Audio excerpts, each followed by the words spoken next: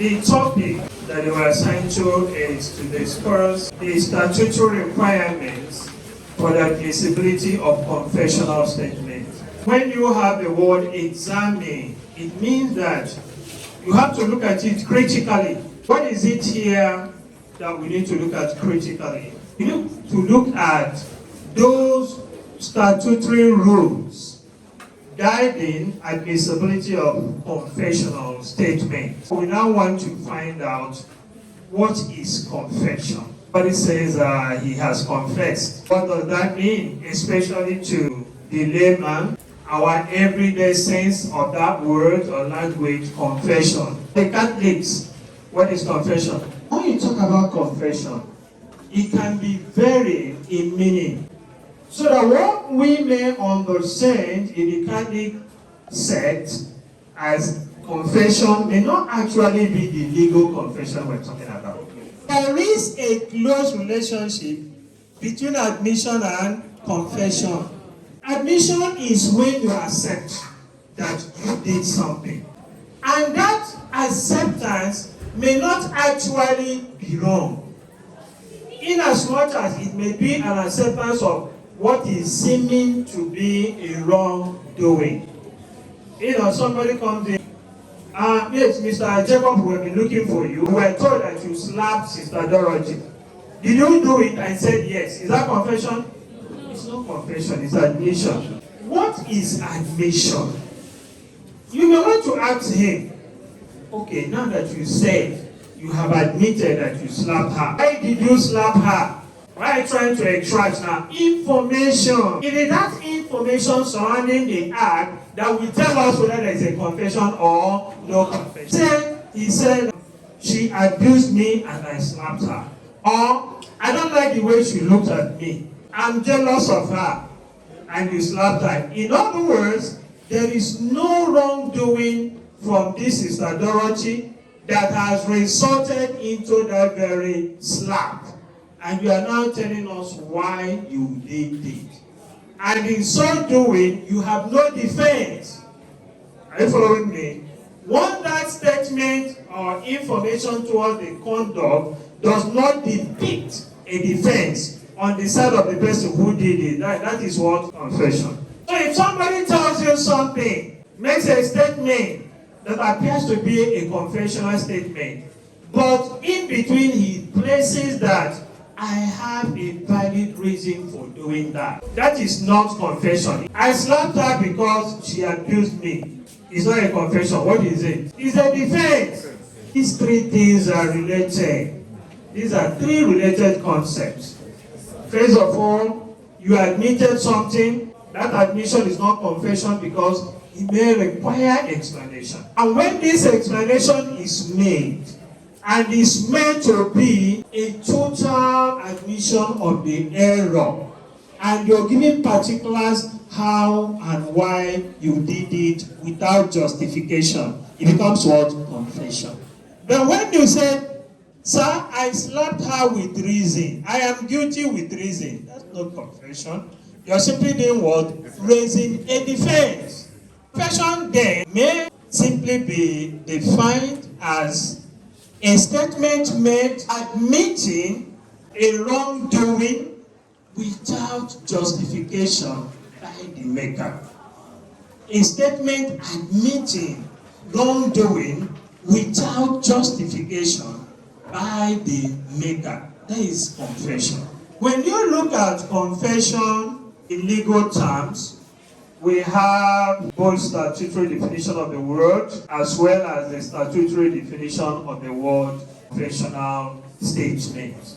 Now, why do we have confessional statement instead of just confession? The word confessional statement, the statement attached to it, is an appendage to show or differentiate between oral statement, oral confessional statement, and written confessional statement. So within the purview of the law, if the confession is written down, it becomes what? Confessional statement. And also, if it is made in a proceeding, it also becomes what? confessional statement. But when I come to you to just confess to you orally, that is confession, but I can't see the statement. In the natural language, it is statement, confessional statement. But it does not qualify because it is not substantial. You can't say, I can deny it at any time.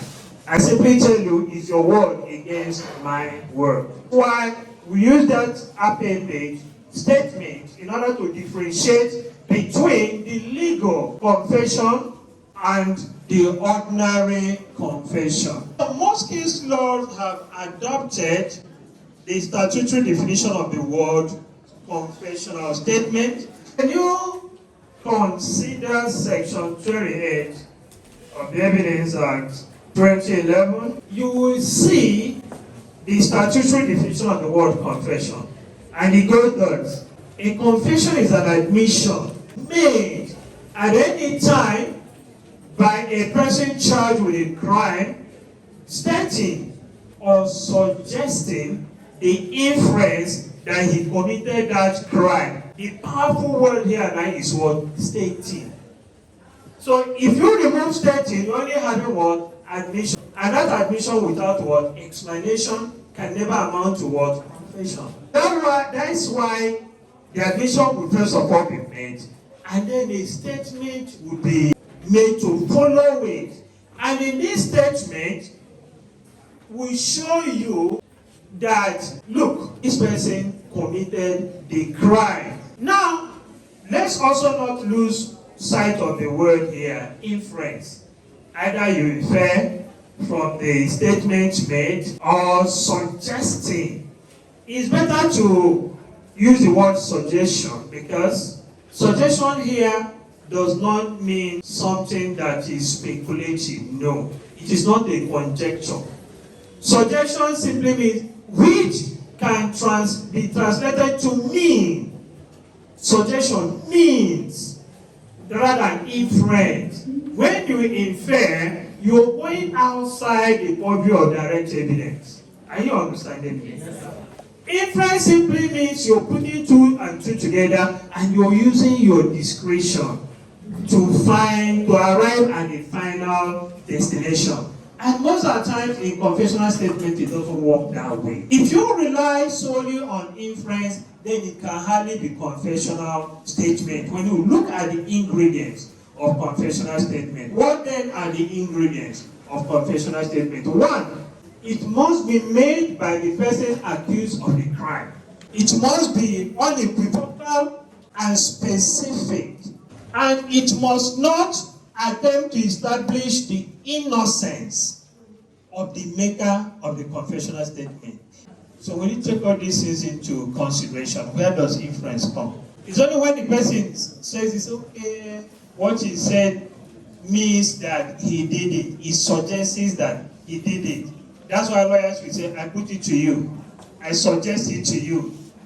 So it's different from inference. In order to also buttress the point that inference there is out of place, is the provision in the Administration of Criminal Justice Act that requires the judex, that's either the magistrate or the judge hearing the matter, where the defendant has made a confessional statement or a purported confessional statement. So first of all, find out whether this person understood what he said here. And then also to subject it to other legal elements of validation. Which means if this person has made this statement, you don't just carry it, hey, he has made confessional statement.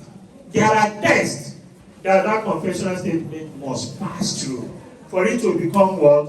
Confessional statement. The rules for admissibility of confessional statement springs up from the constitutional safeguard available to a defendant in a criminal matter. Fair hearing, trial without inhibition. So that if there are circumstances that show that this person made this in when he should not have made it, then that becomes what? Invalidated.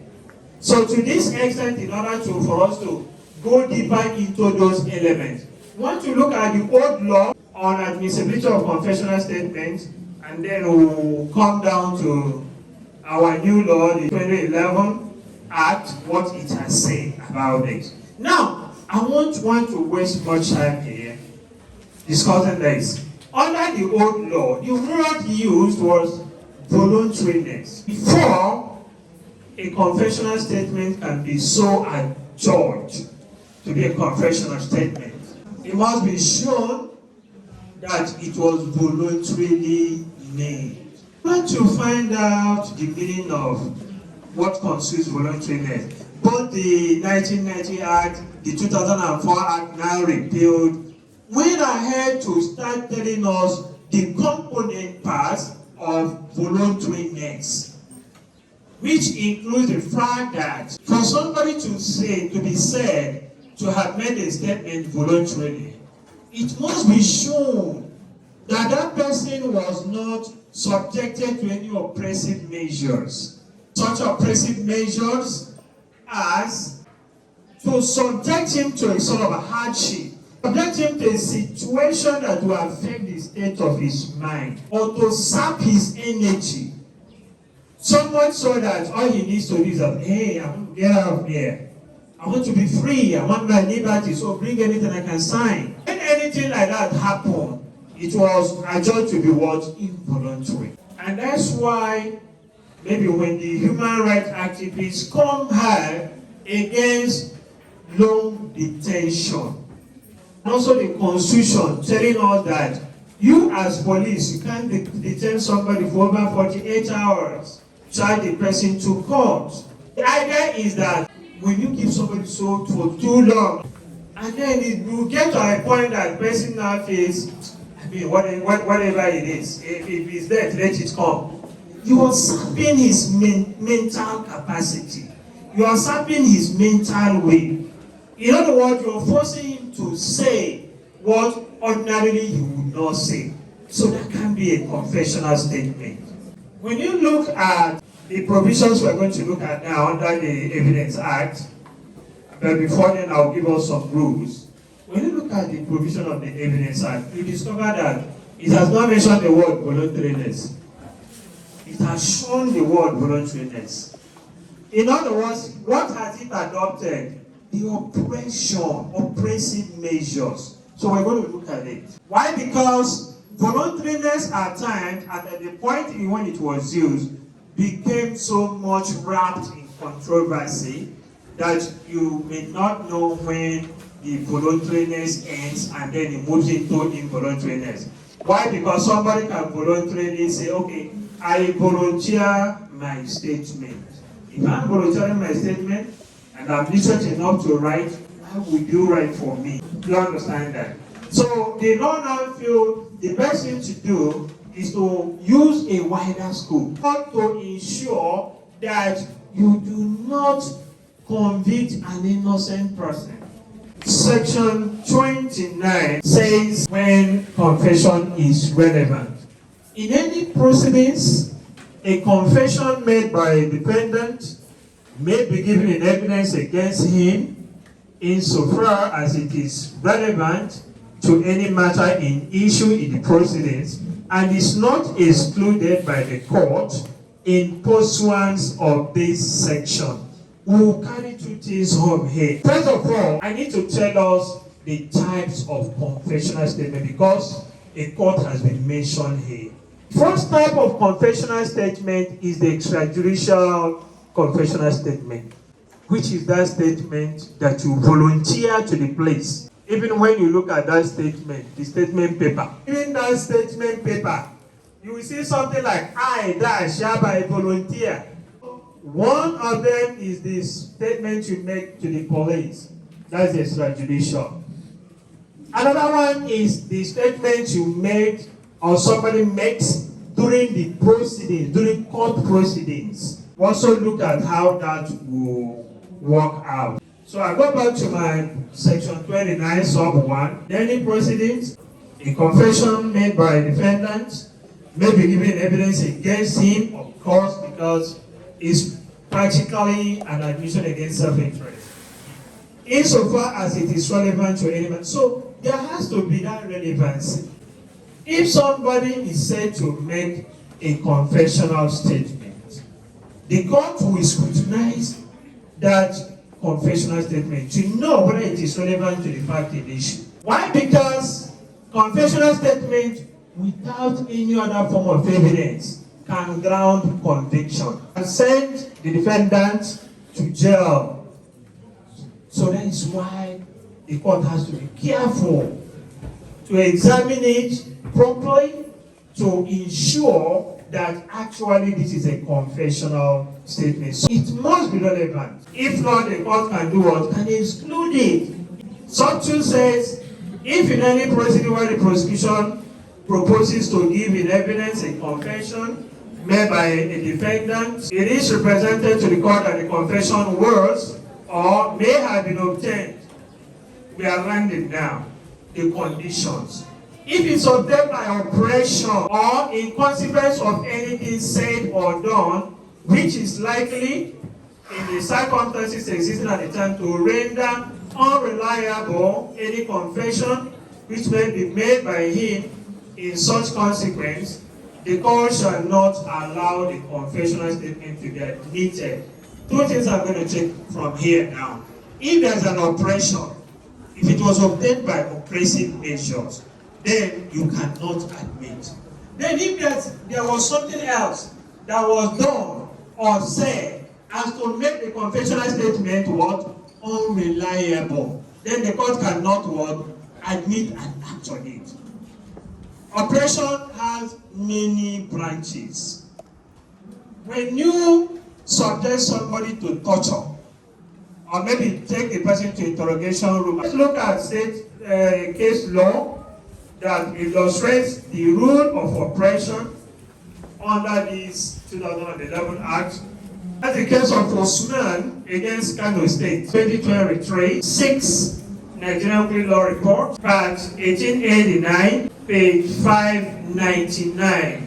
The Supreme Court said here that will be of benefit to us. Starting from the beginning of confession here, the Supreme Court simply adopted Section 28 of the Evidence Act and added that a confessional statement is therefore a extrajudicial statement of an accused person stating or suggesting inference that he committed a crime with which he is charged.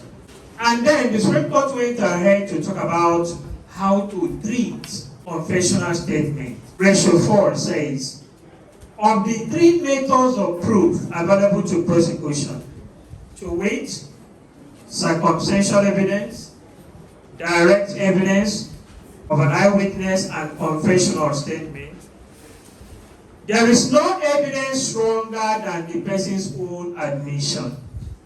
You see why I said that the inference as contained in section 28 is a mistake. It shouldn't have been there at all. It is of greater force than all other methods of proof. Even though retracted, the weight to be attached to it will be determined after admitting it in evidence upon consideration of other corroborating factors.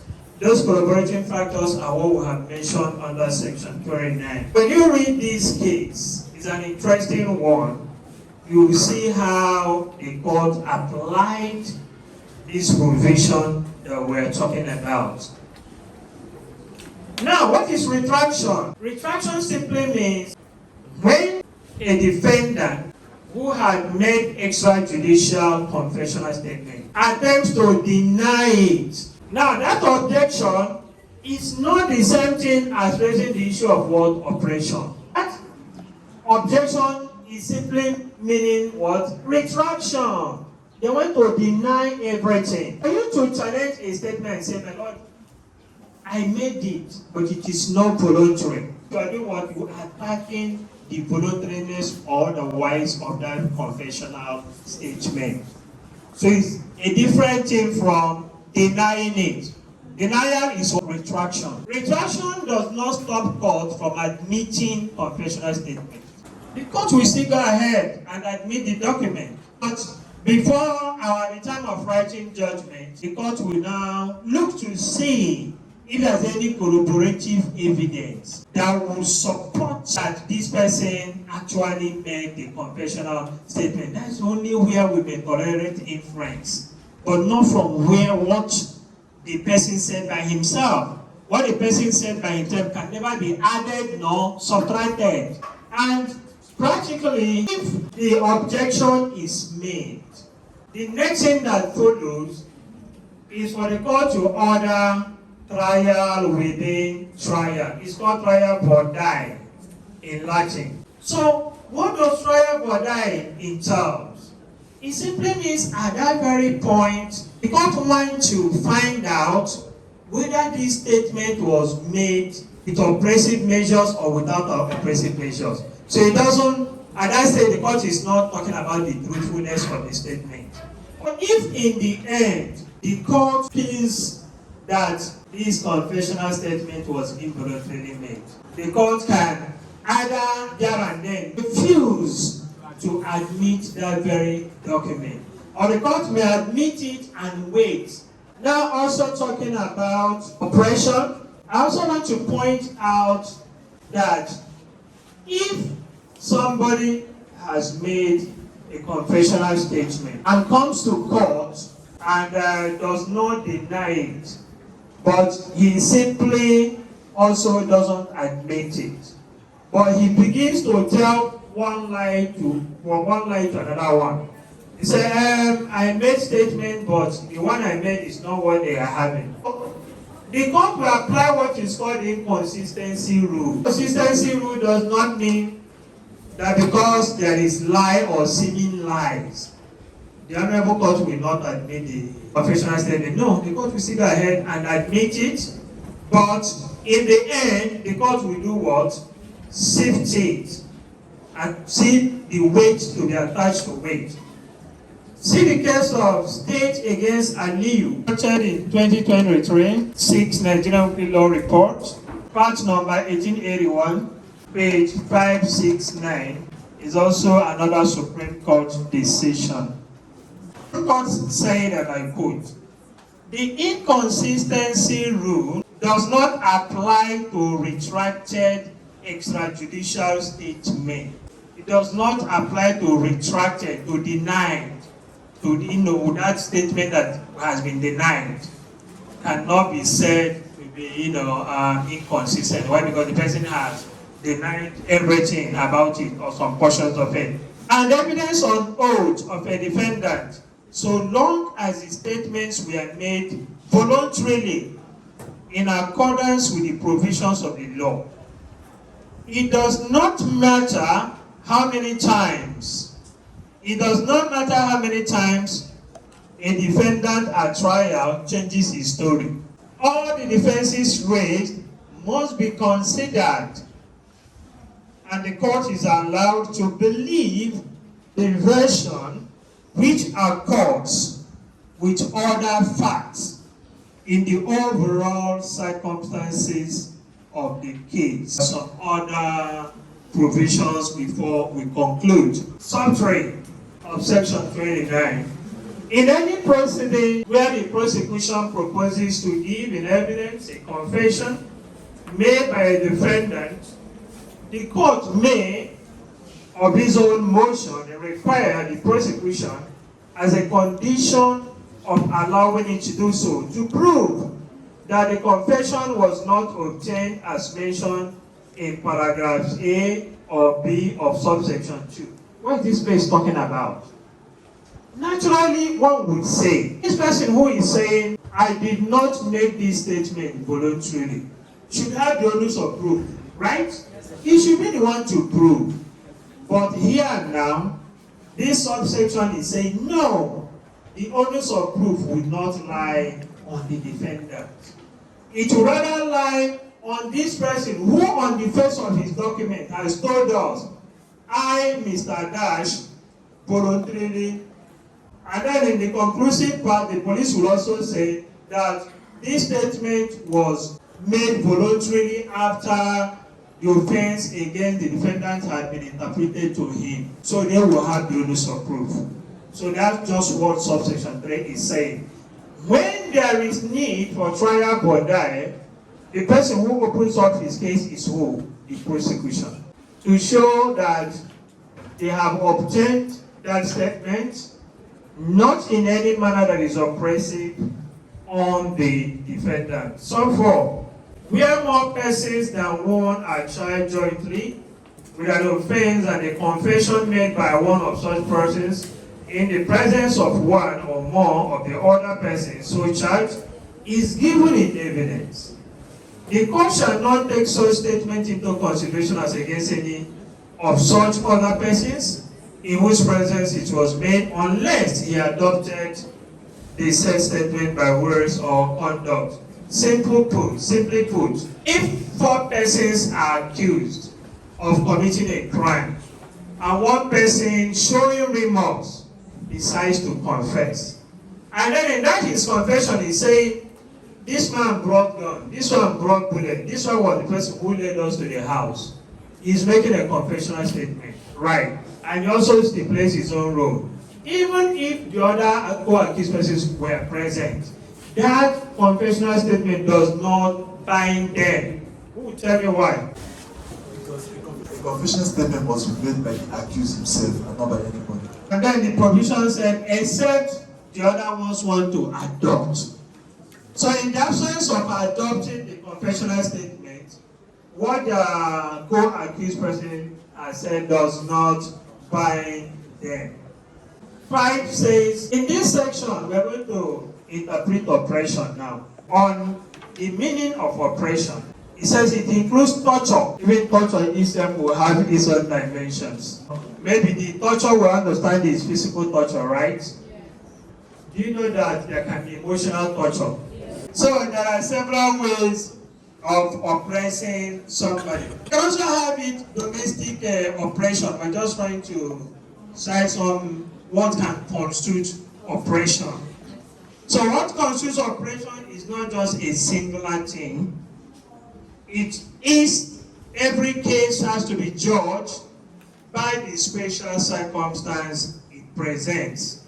One other element is that inhuman or degrading treatment. But when you talk about degrading treatment by the law enforcement officers, that would be like when they chain somebody, right? Arrest somebody, strip you of your clothes, is inhuman, is degrading. Pushing somebody in the underground cell, that is inhuman. Or putting somebody in such a way that you cannot even breathe well, that is inhuman, is also degrading. And by the Convention of the United Nations, you discover that what constitutes inhuman treatment has been so much extended to so much so that even our prisons, they say don't call it prison now, call it correctional center. Because if you call it prison, it's inhuman, it's degrading. The use or threat, 2 things here now. What is violence? For me, violence is the use of physical force to compel someone to do something. Like, can you give us an example?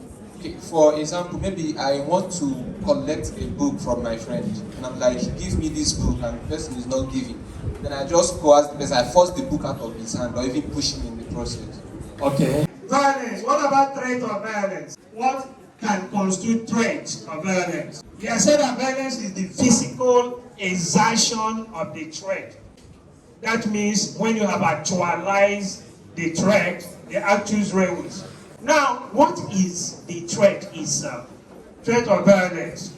If somebody issues threat with word of mouth, and he's not in a position, he has the capacity to inflict that threat, would you say he's threatening violence? No. Section 30, where information is received from a person who is accused of an offense, whether such a person is in custody or not, and as a consequence of such information, any fact is discovered, the discovery of that fact together with the evidence that such discovery was made in consequence of the information received from the defendant may be given in evidence where such information itself would not be admissible in evidence. Maybe somebody has given evidence, this is the person who stole this thing. And the person said, no, I didn't state it. I have not made any confessional statement. He has denied it. You understand? But if in the consequence, maybe an information breaks out to show there's a place where this person kept this, and the person might have said, I only visited that place and came back, I didn't do anything wrong. And then ordinarily there's no way you can hold it against him. Alright, because you don't have any evidence to prove. Now let's say in course of time, information is released to show that what was stolen was actually hidden in that room by this man. So the mere fact that that place is searched and the subject matter of the act of stealing is found, the court can do what? Put 2 and 2 together. The other says, since you said you went there, and then in the end, this thing was found, it simply means that you are the person who did it. Can we take that as a confessional statement? No, because it has not come out voluntarily. But what will it amount to? What will it amount? Somebody said, I went into that room, I came back, I didn't do anything wrong, I didn't steal anything, and then all of a sudden the room was searched, and then the stolen property was discovered. Alright, what will it amount to? Circumstantial evidence. Alright, section 31. Confession otherwise relevant not to become irrelevant because of promise of secrecy. Now this is important. We tell you this. If a confession is otherwise relevant, it does not become irrelevant merely because it was made under a promise of secrecy. Somebody has made a confessional statement, and then maybe why he made that confessional statement was somebody told him, just tell me the truth of what happened. I will keep it within myself. Nobody will know. That's a promise of what? Secrecy. Now the law is saying, despite the fact that you have been promised that it will be kept secret, if that person refuses to keep it secret, you have no cause of action against him. It still remains what? Confessional statement. There was this article I wrote as a student, but this was also in the old law. And that was of the view that no amount of promise of secrecy will make somebody admit of what he didn't do. Am I right? You didn't do something and somebody said, don't say it, I will keep it secret, I won't tell anybody. Is it possible that you start confessing to what you didn't do? It's a different thing. The person will say that I will give you a ticket to Canada. And then that will now not be promise of secrecy. To be what? Inducement. Okay? Or in consequence of deception practiced on the defendant, that somebody has outsmarted you. It's not a defense to the fact that you have made a confessional statement. Somebody has outsmarted you. It doesn't mean that you're going to rely on that as an excuse to say, expunge my confessional statement. Or he was drunk. If you were drunk, write like a drunk. You can't be making confession when you are drunk. Do you understand? If somebody is drunk and is able to tell the story of what the robbery, the what A, B, C, the things that he did wrong, then that means the drunkenness has no effect on him. Or because it was made in answer to questions which he did not have answered. If you're being interrogated and you're giving answers to that question which ordinarily you shouldn't have answered, then you don't have to blame anybody. You know, this provision is also what gives powers to these undercover security officers. We call them agent provocateurs. You know, they can maybe come, you know, I don't know whether it's this class I asked that question. If you ever watch this film, it's a black American film, New Jack City. Nino Brown, you haven't heard about Nino Brown? It was a real life story, but was captured in the black movie, where this guy was big in the drug cartel, and how he kept escaping the law was something that was very difficult to understand. So they decided to plant some ladies to see if they are working for him. But in the end, one of the particular ladies, so he somehow got to sense that the lady was bugged. So he tore her dress, removed the bugging. But then, that information had already gone to FIB. So in the end, he was arrested, charged in court. You discover I keep saying the word charged in court, not charged to court. So when you're standing trial, you're charged in court, not to court. So when the trial ended, he got one of the best lawyers and he got free. As he was coming out, one of the victims, either the sons were killed in the drug war, just put out his gun, Brown, your soul is required in hell. So he shot him. So some of these films have a lot to illustrate when you watch them. I continue this on because whatever may have been the form of these questions, or because he was not warned that he was not bound to make such statement, and that the evidence of it might be given. At times, I get worried by this last arm of this provision. The law says I can remain mute. If police is asking me a question, I can remain mute. So this guy said even the police doesn't warn you that you're not obligated to answer. It's only the refined police that will tell you, the question I'm going to ask you now, you're not obligated to answer. Then why would you ask me? But do you know that you can answer without answering it?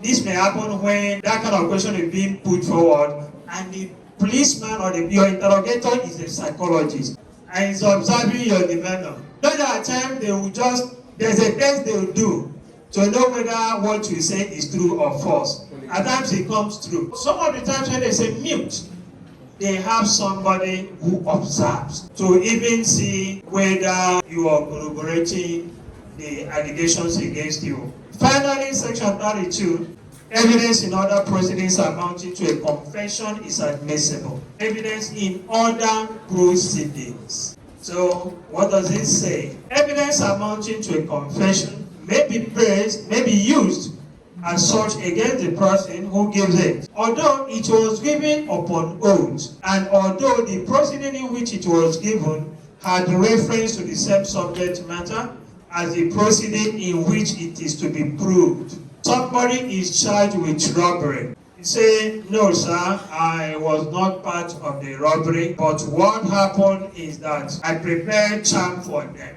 And then maybe the charge is only for robbery and you cannot be pinned down for an accessory before or after the fact. And then when the person is charged again for illegal possession of charms and illegal administration of charms, I say, no sir, I've not done it before. The prosecution will simply bring the record of proceedings in charge number so and confront you with it, and you'll be bound by it. In other words, when someone has made a confessional statement in one proceeding, and that confessional statement becomes relevant in another proceeding in a related subject matter, it will also be what? Admissible. And although the witness might have refused to answer the question put to him, but if after refusing to answer any such question, the witness is improperly compelled to answer it, his answer is not admissible as confession. So if you don't have maybe that documentary evidence to prove that actually he made confession before, which falls under this provision and can be admissible, you cannot compel him. Because that compulsion will amount to what? Oppression. So far so good. Thank you for today. See you next time.